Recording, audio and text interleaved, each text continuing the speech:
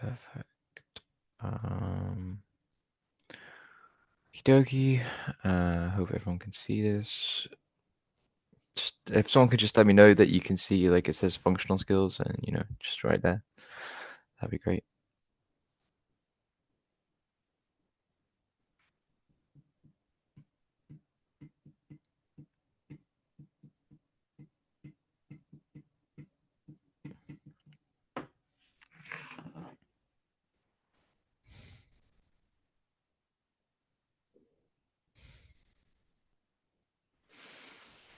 All right, everyone, let's just get into it. So today we're going to be going through just some analyzing some text is the first part, and then I think we have main points of text as the second topic we're going to cover in this session. So let's get into it. Analyzing text at a level 2 means you'll need to understand and analyze the text and use the information in it to provide an appropriate response. These sorts of questions mean that you have to use the information to answer another question. It's more than a simple comprehension activity. You need to support your answer with evidence from a document and make sure that you address the question. You must make a clear choice considering the text in detail.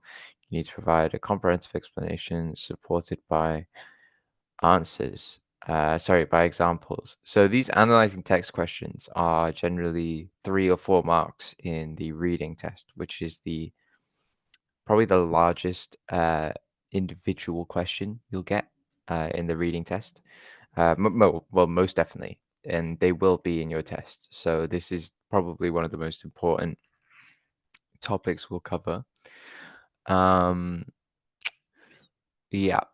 So in the reading test, most of the questions are framed around documents. So you're provided 1 to 3 documents, which will be varying from a newspaper or a report, a blog, an article, a chat forum, something like that, right? Just something where there's someone talking about something. And you'll be asked questions, and they'll ask you to refer to the documents each time. So I don't think we have those documents here, so I can't kind of show you an example, but I think there should be more later on. So when we're answering these questions where that we have to reference kind of a document each time, we have to think about what we're using, like what evidence are we using from the text to support our answers and our kind of opinions on the text, and how we talk about them. Okay, so let's just look at this kind of example one. Your friend believes that 8 doesn't work. Use information from document 3 to change her mind. Do we have document 3?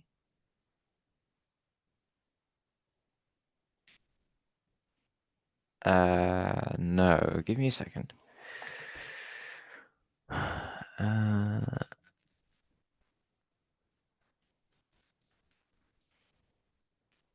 On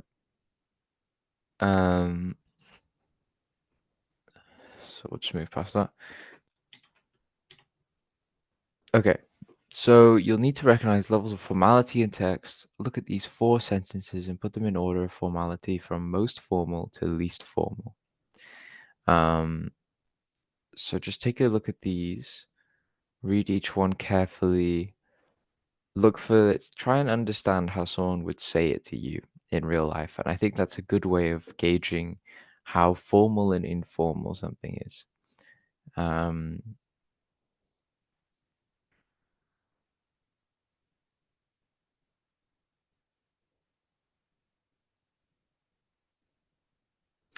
think also the use of grammar in a sentence is very important to understand the level of formality. So, for example, I think if it's pretty obvious that I would say 3 or 2 are most likely going to be the number 1 most formal, right? So the modern gastropub is a pleasant and memorable experience with lots to savor and enjoy. Now, I think you can see the pleasant, memorable, correct grammar, it's very elegant, I think, is kind of my understanding of how that sounds. And then two is it is believed that the arrival to our shores of the gastronome Raymond Blanc Sr. in the 1970s transformed British cooking forever. Now again, one, two, three commas, right? Very well structured sentence. It's got the subordinate clause in Raymond Blanc Sr. It's a very formal sentence in my opinion. But then you look at a question, the sentence like the restaurant's okay. I wasn't allowed to smoke. I think that's a pretty informal sentence. Do you know what I mean? It's short. They use okay. That's quite informal language. Wasn't, the abbreviation of was not allowed is informal by nature. So I would say that's the least formal. Whereas kids are more of a presence in restaurants these days. And when I went with my lot, they absolutely loved it. My lot is slang. Um, that's slang. So you can kind of just tell, I think, that is going to be less formal. Excuse me, sorry. Um, yeah, so I think I was right. So the uh, gastronome was number one, gastropub was number two, kids, and then the number four was the least formal. Um, yeah, so basically this is just breaking down everything I said. If you need me to take a second and just, you can take a picture of this or something like that. I'll wait.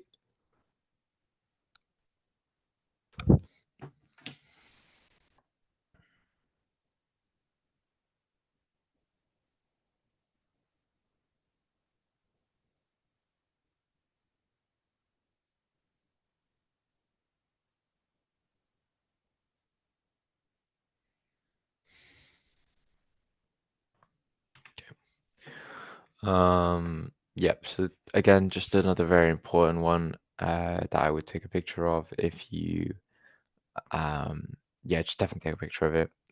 It will be very important, and if you learn this, I think you'll be able to understand tone of voice and um, be able to assess very clearly whether something is formal or informal.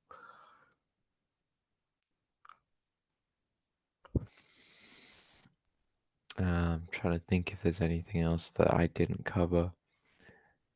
Um,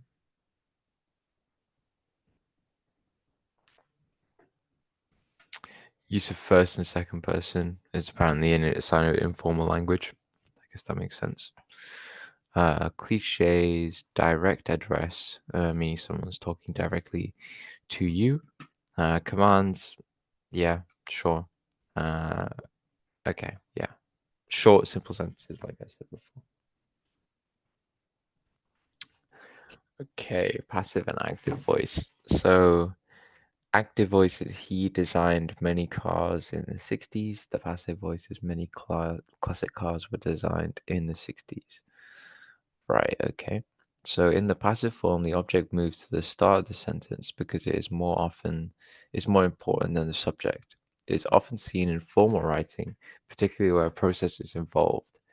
For example, the engine is started, then coal is added. Um, right. Any questions about this?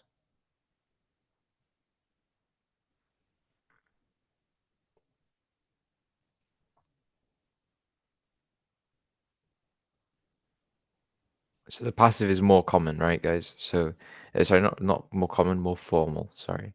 So if you see he, she, it, you, we, um, generally are that is a common sign of an informal sentence. So if you aren't sure, but you see those kind of pronouns, you can assume it'll be informal. Um,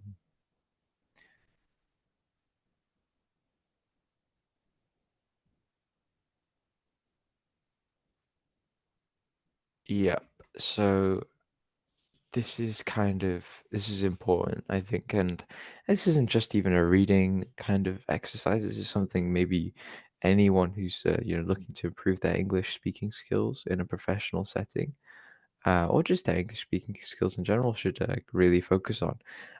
I think if you ever are using an imperative, which is like a command verb, right? So buy now, pay later. That is me telling you to buy something now, right? I'm telling you to do something.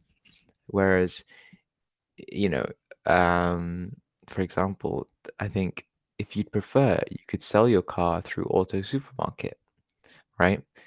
That's a more less emotive, um, and I think a much nicer way of saying something, um, like that.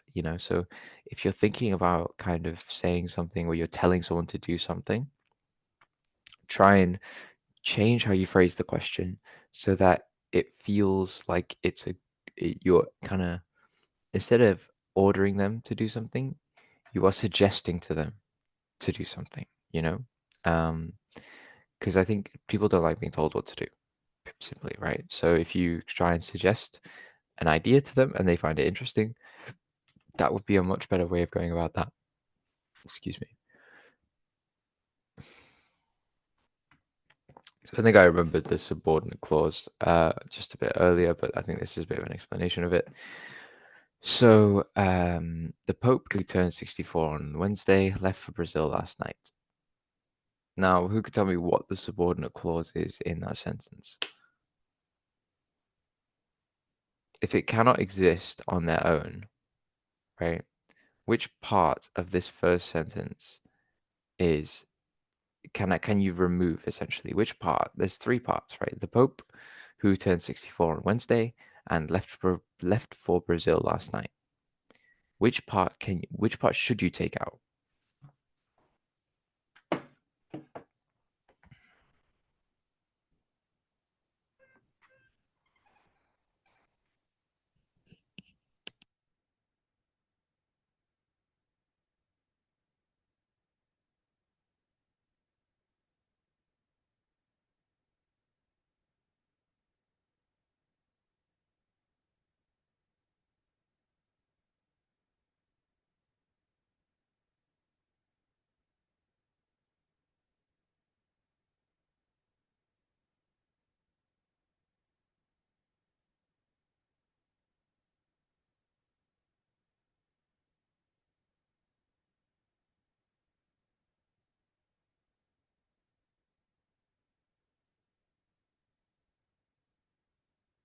Okay. It's the middle one, guys. It's who turned 64 on Wednesday.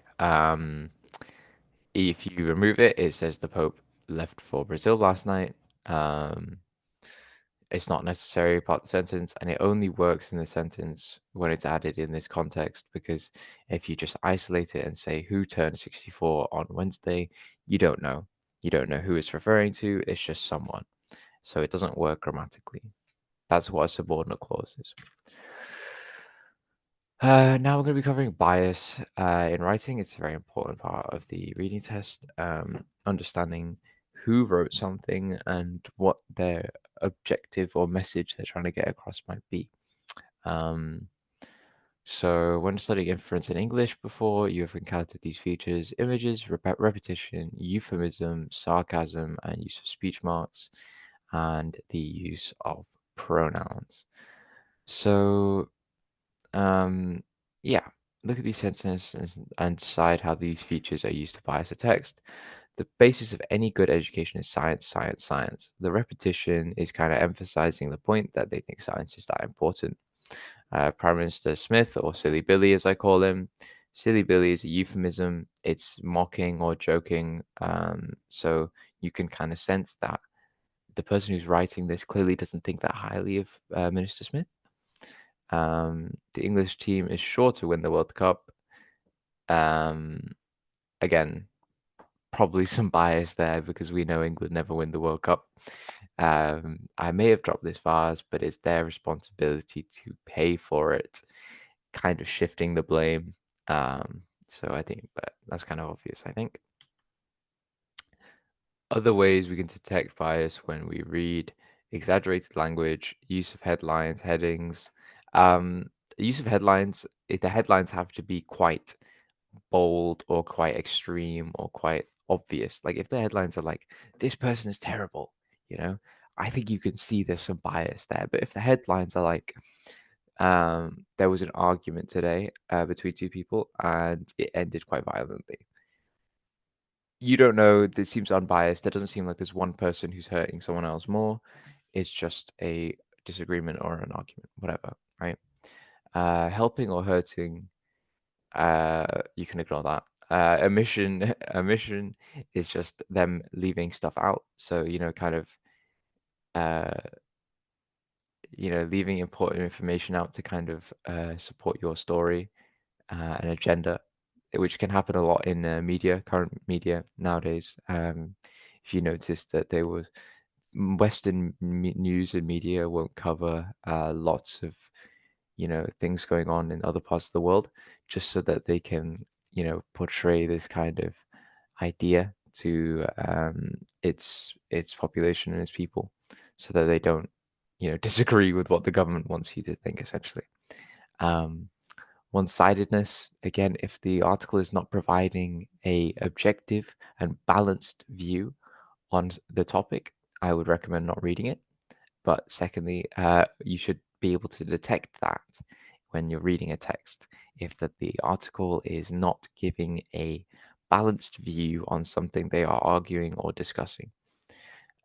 Self or third party interest. If I tell you guys, hey guys, UK University is the best, educational, best college in the world, you should definitely do every single course that you can with us today or right now.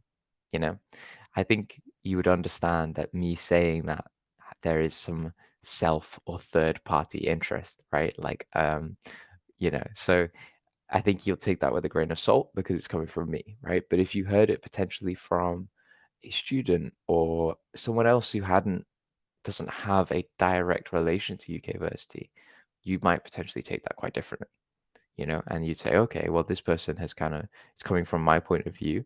They're giving me a balanced perspective, and you can see that UK University clearly has benefits. Now, obviously, I'm just using UK University as an example, but I hope that makes sense. Um, So exaggerated language. Hungry can be exaggerated to starving, famished, not nervous. Old, ancient, elderly. You get the picture, right? Just exaggerating the adjectives um, into longer words, essentially. These words aren't even, more exaggerated or extreme. Um, they are just longer words. They are actually more extreme. Sorry, I take that back. They are more extreme, but I think there are better ways of describing that. Yeah. So, they're just kind of catchy drug line. Sorry, sorry, not catchy drug line. Sorry. Catchy titles. Um, Wonder drug invented. It destroys fat cells. You know. So, again, there's going to be a catch. You know what I mean? Or there's going to be some explanation about how it's not created yet, and it's not going to be in use for 20 years. So, you have to kind of take headlines and read the text afterwards to understand if the headlines are actually true instead of taking the headline at face value. So this is explaining the helping or hurting, help or hurt a particular individual or group. Imagine there has been a demonstration against the government over civil rights, which text helps the cause of protesters, biased towards them, or hurts them, biased against them. So this is what I was saying, right? If the government, for example, doesn't want you to think something, um, they might release an article or something that would diminish the stance of the protesters or the other group, essentially. Omission, just leaving out important information, essentially. There's nothing else to that.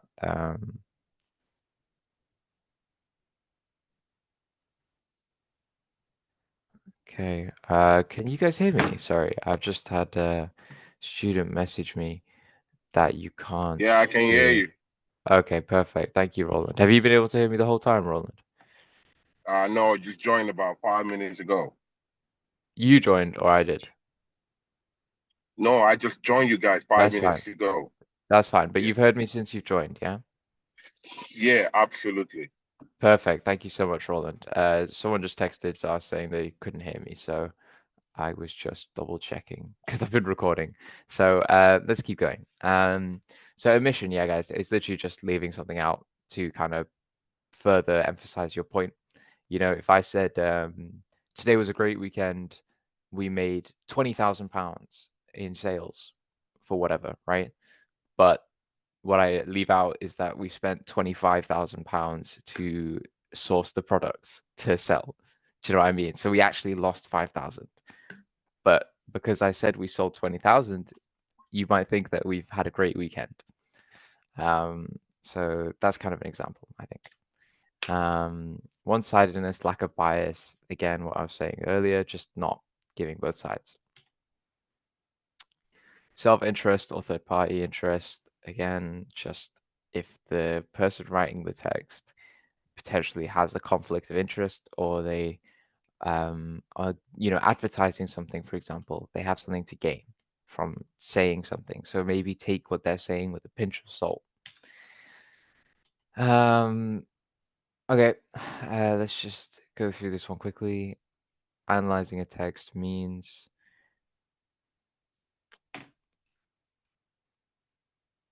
which one do you think, Roland? Which one would you pick? Um, Hold on, driving right now. Let me look for. No worries, no worries. You keep I'm only driving. listening. Yeah, No, but that's yeah, fine. No, don't I worry. saw. All right. I'm looking at four objects here, and you asked me to choose one. But since I'm not Don't able worry. to glance it very well, Let me read them out to you, okay? And I want you yeah, read to. them out. Yeah, is that okay? Okay. I don't want to distract you when you're driving though, Yeah, so yeah. maybe not. No, no, But go ahead. Just read them out. Yeah. okay. Analyzing a text, okay? Which one do you think fits Finding a specific. analyzing a text the best, okay? Finding a specific piece of information, understanding inference, providing a summary, or examining it in detail. It takes means finding a specific.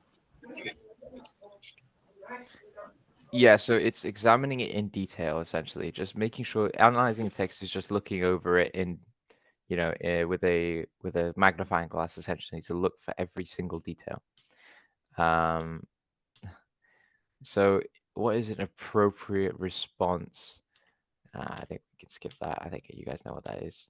Okay, that's the end of the first half.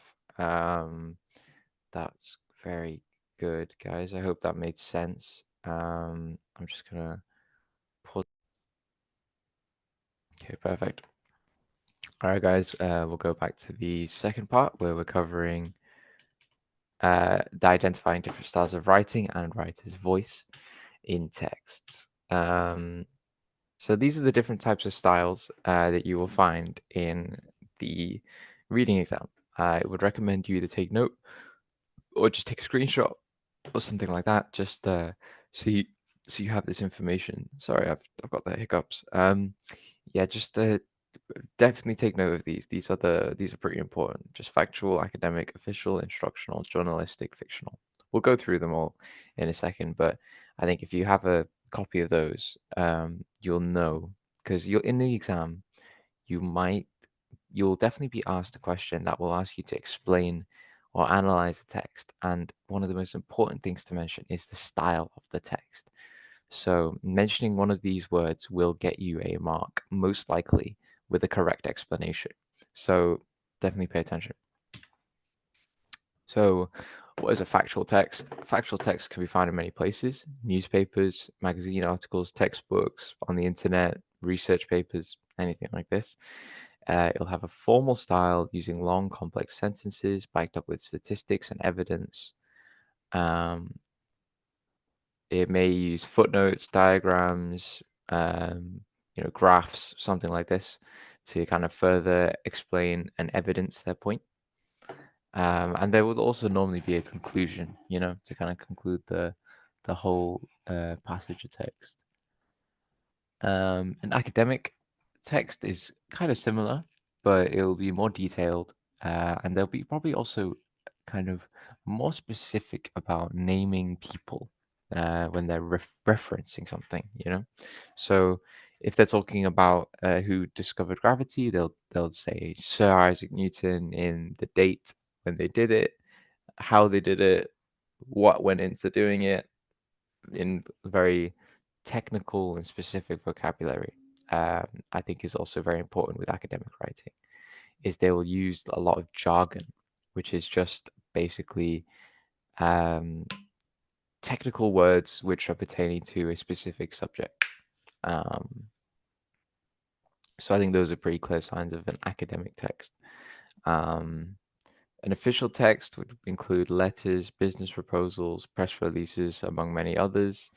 Um, official text will be like, the government releasing a message to its people, a company releasing a kind of apology letter saying, like, apologies for this any inconvenience or whatever, something like that.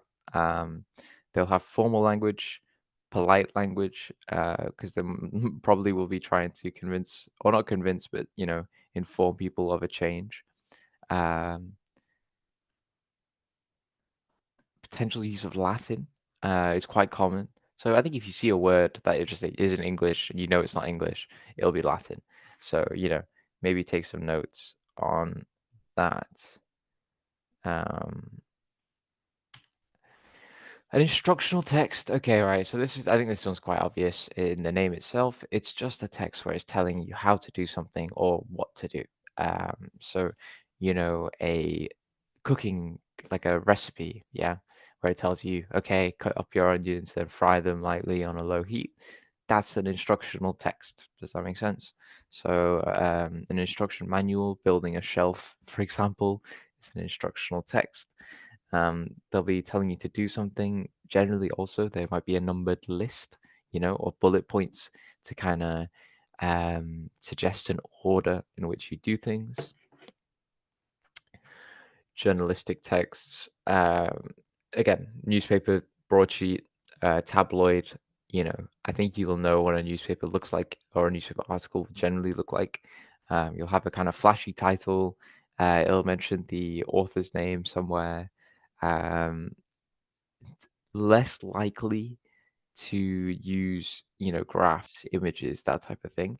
It will be more just kind of words trying to persuade you or inform you um, on a subject, right? So I think you guys will know what a newspaper will look like, but let's just go through a few things. A broadsheet will more likely have a logical approach to a subject, serious subject matter. Opinions made by writers are often thoughtful and balanced. More text, fewer images. There might still be one or two images, though. I think that's very common in newspapers and tabloids. But the broadsheet, the serious one, will be less eye-catching, less flashy pictures or colors, more, kind of factual and to the point. Whereas tabloid journalism, they're kind of, I think what a tabloid journalism is, but I will just explain. If you Tabloid journalism is more emotive, range of subject matters, but generally less serious than broadsheet. Broadsheet might be discussing kind of international conflicts or something like that, whereas a tabloid might be talking about Love Island, for example. So just kind of different topics, right?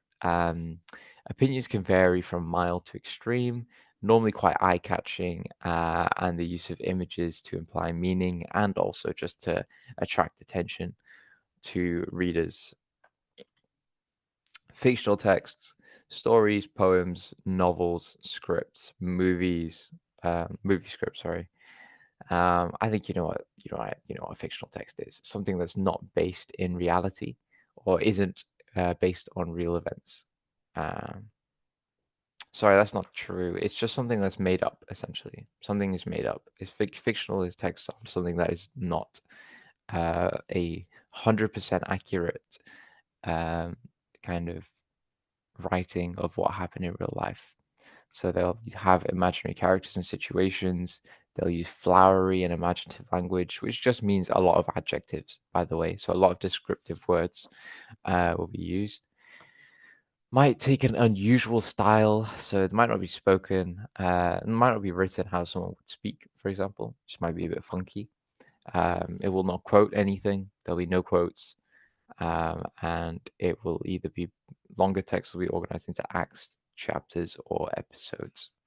You won't have to deal with any longer text in the reading. Um,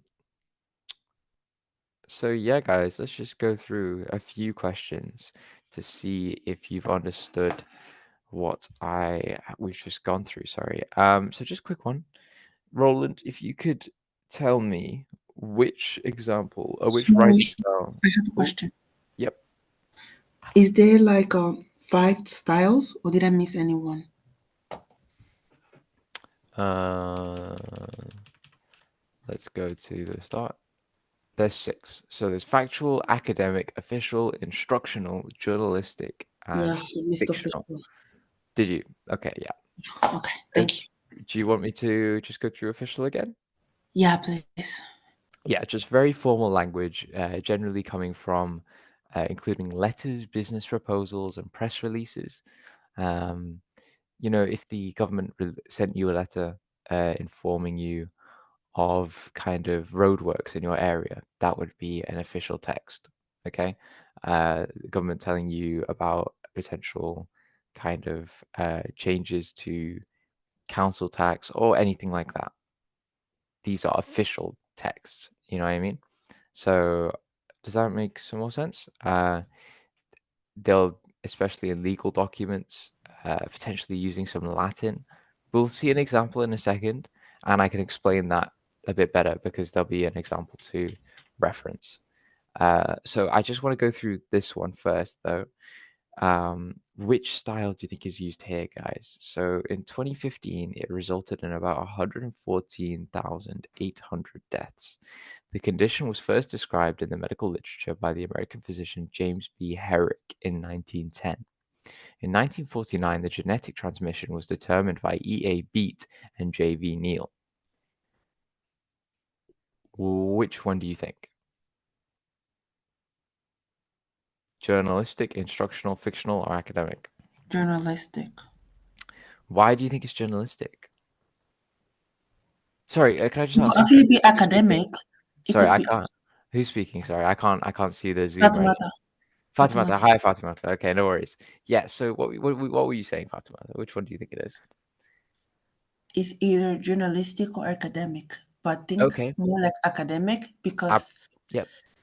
it's actually like being very specific with the names. Absolutely. Absolutely. That's perfect. Yeah. So definitely right. The full names being used, right? And kind of the American physician James B. Herrick, it's a long introduction. Also, very kind of helpful one for academic. See these numbers, they are reference numbers, right? That is not, they don't appear in fictional text. They might appear in instructional text and potentially journalistic, but most common with academic texts, you know? So I think if you see references like this many references as well, right? Like one, two, three, four references in just two sentences, I think you could hazard a guess that it's probably an academic text. Um, Yeah, academic was correct. Okay, so the wind blew gently through her hair as she stood on the desolate riverbank. Which one do you guys think that is? Fictional. Why do you think it's fictional? It's describing something that happened like Hmm. okay. So like I normally like write fictional books. Okay. Like that's Oh, something oh, I there would you go. actually write. There you go. No, no, Like that's absolutely. Yeah, like yeah, I yeah, don't have like an explanation to it. I just know because yeah, like when someone absolutely. writes that. Yeah, yeah, that's fine. I mean, okay, well, I think it's good that you're able to recognize it almost instantly, and you actually did answer the question as to why it is fictional. You said it's because it's describing something, and I think it's the way it described it, right? It said the wind blew gently through her hair as she stood on the desolate riverbank. Gently and desolate, right? Those adjectives are trying to make you understand what get a better picture and a more descriptive image essentially of this person standing on the riverbank. So yeah, absolutely fictional. The adjectives kind of give it away, I think, and just the tone, right? But absolutely Fatimata, yeah. So okay, right. Well, this is a good test. So the property aforementioned will remain the property of the leaseholder ad infinitum unless there is a change in property law. Fatimata, I'll ask you again because I don't know if anyone else is answering.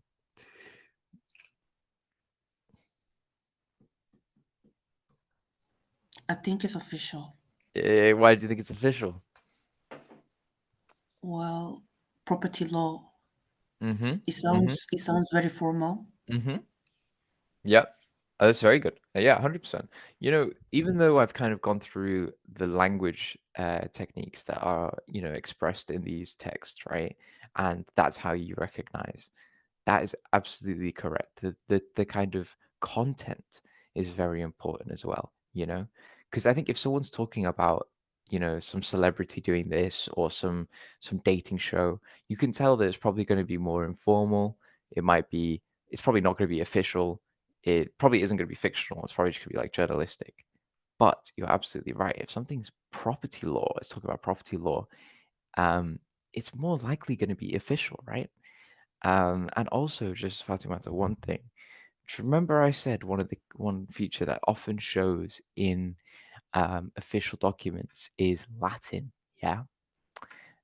Do you know what ad infinitum means? Well, I do not know exactly what it means. I But did could take you some guess? Latin courses Oh, there you go. Go on this then. year, but like Give it a go. my Give it a go. own infinitum, it means like in Spanish, it would mean infinito, which means like endless. Yes, absolutely. We all speak. So what languages do you speak, Fatimata? Oh, I speak Spanish, English, and French, and I Okay. learned Latin and Greek this year. Okay, there you go. Okay, so Spanish and French, if I'm not wrong, are both Latin languages, or Yeah, definitely Spanish anyway, right? yeah. So you're absolutely right. That basically means the same thing. And ad means to in English, right? So to infinity. So forever, essentially, is what it's saying. But Latin appearing in a sentence is a key feature of official texts. So absolutely correct. Oops. Okay, so we'll do one more. This is the last one. After attaching the twine to the half-formed mannequin, glue the lower side of the torso to it. Go on, Fatima, give me this one. You got this. Um, Instructional. It's Instructional? giving you an instruction, like Absolutely. you're It's telling you what to do, apparently right? you're forming like a mannequin, right? Hmm. So it's giving you instruction on how to do it. Yep. Where's the instruction part of it? Like, tell me, like, It what? says after attaching the twine, and then Yep. it says glue the lower side of the torso to it. Yeah, if I said to you, not the first part, I just said glue the lower side of the torso to it. That's an order, right? That sounds like I'm telling you to do something. So Yeah. that is an instruction, right? Hmm. So that's perfect. Okay, guys, just give me a minute. I just gotta pop to the toilet.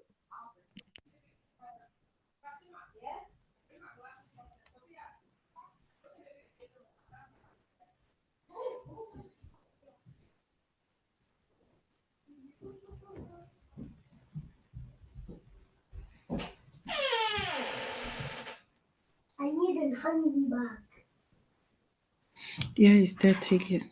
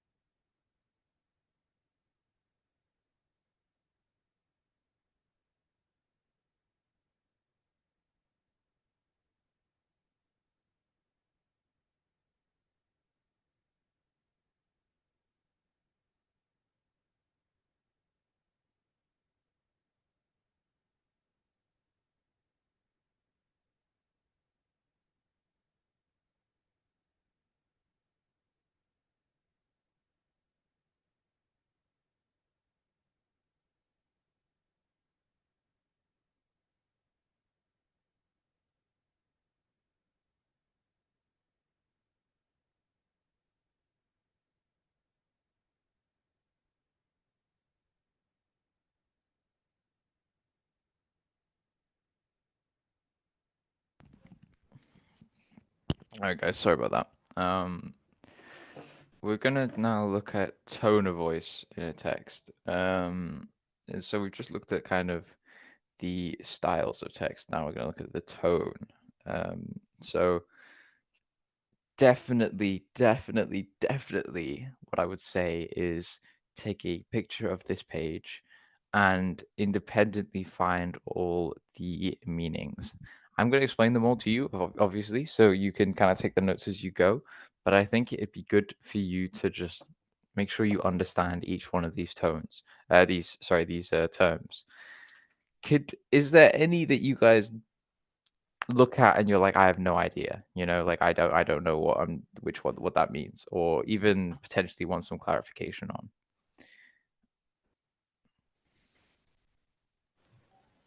Maybe genius. Genius. Okay. Yeah. Honestly, if I can say something, don't worry about that one. Don't worry about that one. That will never come up in your test, and it never comes up essentially. Genius is just someone who talks like they think they're smarter than you, because they probably are. So it's just someone like kind of potentially talking a bit down to you, you know, thinking that you're a bit stupid. That would be something genius. So optimistic, pessimistic, Fatimata, if you saw that, would you understand what if I said I'm being optimistic about your chances at passing the reading test? What would that mean to you? That you're looking forward to it. Yeah, like I think you're gonna do well, you know what I mean? Like I think you're gonna Yeah. pass, right? That's what that would mean. So if I said, um, no, I mean let's just look at these texts, right? By the end of the concert, the crowd were ecstatic. I left feeling that I'd fallen in love with the music all over again. Um, I'm gonna change that. I think ignore that one. I'm gonna say I think my football team is gonna win this weekend because um, our players have been playing well recently. That's optimistic. I'm hopeful. I have positive language. I think things will go well, you know? Whereas if I say the exact opposite, managerless, rudderless, hopeless, the football team haven't got a hope of avoiding relegation. Incredibly pessimistic. I don't think there's any chance of success or good things happening. Um, yeah, I think that's kind of clear in just how the sentences are or what the content is. Polite and rude. Again, I think pretty similar. It, you can tell when someone's trying to say something in a rude way, and I think you can tell when someone's trying to say something in a polite way. It will be kind of grammar is very indicative of it. Like an exclamation mark. We wouldn't have this stinking mess. Stinking being capitalized. That's very obviously to show someone being quite angry. The exclamation mark is showing that someone would say this in a loud way. Whereas if all members could kindly leave via the back door, we would be very grateful. It's polite. It's could kindly leave. That's a kind of request. Um, it's. I think you can understand how that would be polite. Fatimata, anything you want to say about this? Anything you don't understand? No. No. All right, perfect. Just stop me if there's anything, yeah, because I know I might be going through it quite quickly, but I think would you say this is like common sense, Fatima? Like, would you think you know this like just from knowing it? Yeah. Yeah. Yeah. Okay. No worries. I don't wanna waste our time. So, genuine or sarcastic? Okay. So I think this is good. I think all of you will have been sarcastic at some point or understood sarcasm, but it's just about saying something that it kind of isn't true. So it's like me saying, yeah, Manchester's weather is always really good. It never rains and it's always sunny. I think anyone who lives in Manchester knows, or in England even, that's not true. It's always raining, it's always cold, it's always windy. That's sarcastic.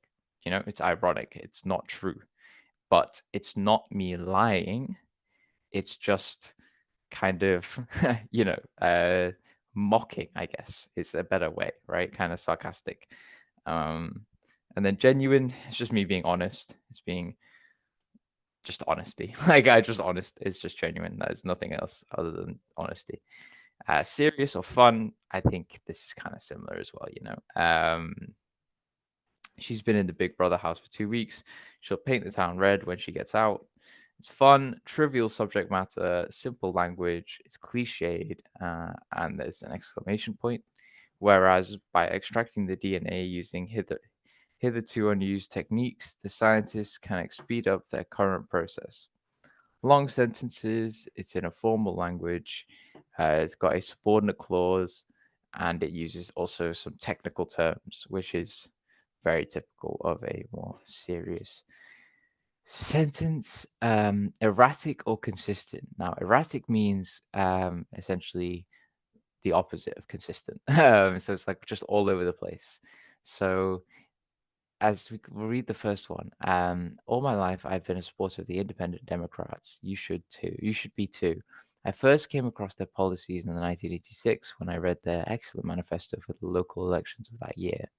The opposition leader was an idiot, so it was a no-brainer. So I think you can kind of see, but I'm just going to divide it into three parts, right? So the first part is all my life I've been a supporter of the Independent Democrats.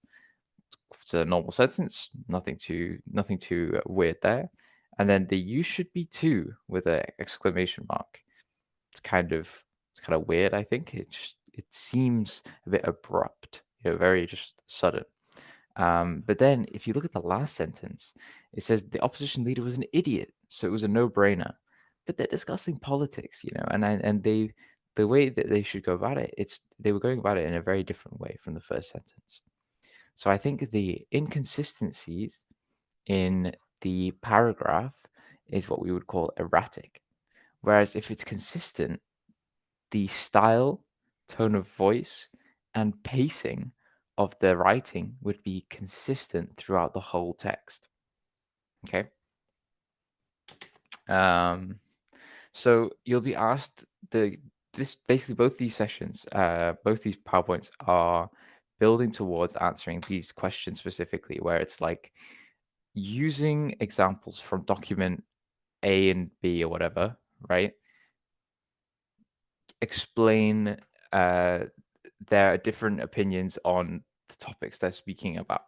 And the three things you'll have to focus on the most are going to be style, tone, and attitude. Okay. So literally the things we've just discussed. So what you would do is you would quote the text, right? You would take a extract from the text and then you would explain it by using these three things, okay? And that's how you would explain the quotation. So you would talk about, is it in what type of text is it? Okay, it's an academic text. Okay, fine. What's the tone of voice? It's going to be a formal tone of voice because it's an academic text. It needs to be not instructional, educational and informative. So it's not going to be sarcastic or rude or anything like that. It's probably just going to be formal. So that is everything, guys. That is everything. Is there anything anyone wants me to go back to or just cover quickly? No. All right, perfect. No worries then. I'm gonna end the session there then. Oh, it's just you, Fatimata. Oh, okay, no worries. Well, thank you very much, Fatimata. I really appreciate